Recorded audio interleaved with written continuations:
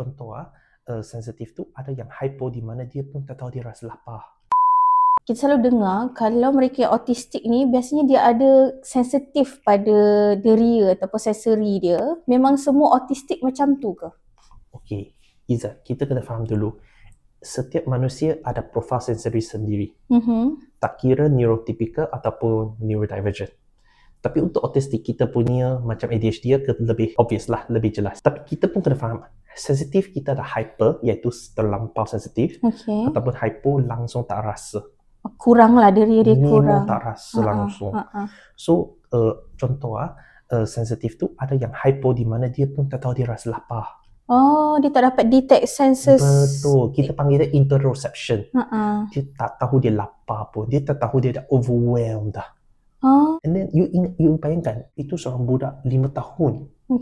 Seorang autistik 5 tahun, dia tak tahu bagaimana dia rasa. Dia boleh bagi tahu, Mama, saya lapar, boleh ke?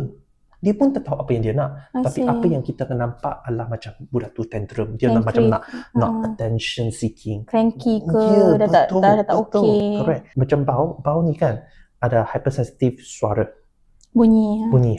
So, apabila tempat tu crowded, banyak bising kan, I'll just take my leave my own. You will feel that overwhelming. Betul. I'll just leave. Ada satu adalah saya panggil proprioception. Kita panggil dia proprioception. Dia dari segi muscle. Saya suka orang tekan saya. The deep pressure, the body weight. So, Izzat pun saya sering pergi gym. So, saya sering pergi gym, saya angkat berat. After you buat, you memang rasa lega. Your needs sensory needs tercapai. Yes. And 2 minggu saya tak buat, you boleh nampak aku punya mood dah memang mai dah.